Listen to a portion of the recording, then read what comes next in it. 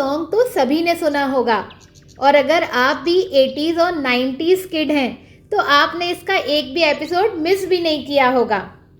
क्या आपको लगता है कि मोंगली सिर्फ एक कहानी है या सिर्फ एक कार्टून कैरेक्टर? क्या मोंगली सच में था? क्या हो अगर मैं कहूँ कि मध्य प्रदेश के जंगलों में सच में एक लड़का था जिसे भेड़ियों ने पाला था। वो ना बोल सकता था, ना इंसानों की तरह चल सकता था। तो आखिर कौन था वो, और क्या वही असली रियल लाइफ मोंगली था? तो आइए जानते हैं कहानी उस लड़के की जिसकी कहानी के आधार पर रूडयार्ड किपलिंग ने मोंगली की रचना की थी। रूडयार्ड किपलिंग के समकालीन ब्रिटिश ऑफिसर हेनरी स्लीमन ने अपने लेख में ऐसे 6 बच्चों का जिक्र किया है जिन्हें जंगल से पकड़कर लाया गया था। ये सभी जंगल में भेड़ियों की मांद में पाए गए और सभी भेड़ियों की तरह हाथ और पैर जमीन पर रखकर चलते थे और भेड़ियों की तरह ही आवाज भी निकालते थे। स्लीमन लिखते हैं कि ये सभी भेड़ियों की तरह रहते थे और केवल कच्चा मांस ही खाते थे। जंगल से बाहर लाने के कुछ ही समय में इनमें से अधिकतर की मौत हो गई सिवाय एक के, और इसका नाम था दीना शनिच्चर। साल 1867। जगह थी सिवनी के घने जंगल। कुछ शिकारी जंगल में घूम रहे थे। तभी उन्होंने देखा एक छोटा बच्चा जो भेड़ियों के झुंड के साथ चल रहा था। शुरू में उन्हें लगा ये कोई इल्यूजन है, लेकिन जब वो करीब गए तो उन्होंने पाया वो बच्चा सच में इंसान था, लेकिन उसकी हरकतें बिल्कुल जानवरों जैसी थी। जब उसे पकड़ा गया तो उसने इंसानों की तरह नहीं बल्कि भेड़ियों की तरह गुर्राना शुरू कर दिया। वो 4 पैरों पर चलता था, कच्चा मांस खाता था और इंसानों से बहुत डरता था। उसे ले जाया गया आगरा के एक ऑर्फनेज में, जहां उसका नाम रखा गया दीना सनीचर। दीना उसका नाम रखा गया और सनीचर सिर्फ इसलिए जोड़ा गया क्योंकि दीना शनिवार के दिन मिला था। काफ़ी कोशिशों के बावजूद दीना कभी भी पूरी तरह इंसानों जैसा नहीं बन पाया। वो बोलना नहीं सीख सका, सीधा चलना उसके लिए मुश्किल था और उसे हमेशा अकेले रहना पसंद था।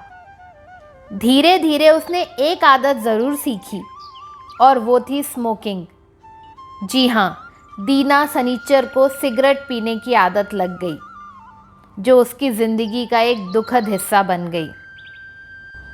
कहा जाता है कि रूडयार्ड किपलिंग को दीना सनीचर की कहानी से ही द जंगल बुक लिखने की इंस्पिरेशन मिली थी और यहीं से जन्म हुआ मोगली के किरदार का। हालांकि मोगली की कहानी हैप्पी एंडिंग थी, लेकिन दीना की ज़िंदगी उतनी खुशहाल नहीं रही। सिर्फ 34 साल की उम्र में दीना सनीचर की मौत हो गई। एक ऐसा बच्चा जो इंसानों की दुनिया में कभी पूरी तरह ढल ही नहीं पाया। आज भी जब आप पेंच नेशनल पार्क में जाते हैं तो ऐसा लगता है जैसे ये कहानी जिंदा हो। यहाँ के लोकल गाइड्स बताते हैं कि कई बार उन्होंने जंगल में अजीब आवाज़ें सुनी हैं, कभी भालुओं के झुंड, कभी अंधेरे में चमकती आँखें। रात के समय ये जंगल कुछ अलग ही रूप ले लेता है। शायद जंगल खुद उसकी यादों को जिंदा रखता है। यदि आप भी जंगल बुक की मशहूर कहानी का अनुभव करना चाहते हैं तो छिंदवाड़ा और सिवनी जिलों से जुड़े पेंच नेशनल पार्क एक बार ज़रूर जाएं। पेंच टाइगर रिजर्व में आपका स्वागत है। यह एक अनुभव है जो हर किसी को जीवंत कर देता है। पेंच नेशनल पार्क 750 वर्ग किलोमीटर में फैला है और एक बेहतरीन दर्शनीय स्थल है।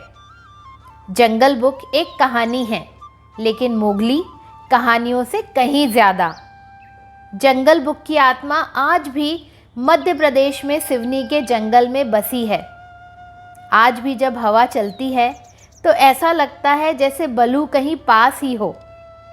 जब पेड़ हिलते हैं तो ऐसा लगता है जैसे बघीरा छुप कर देख रहा हो। मोगली अब भी जिंदा है, हर उस मुस्कान में जो जंगल को महसूस करती है, हर उस बचपन में जो प्रकृति से जुड़ना चाहता है।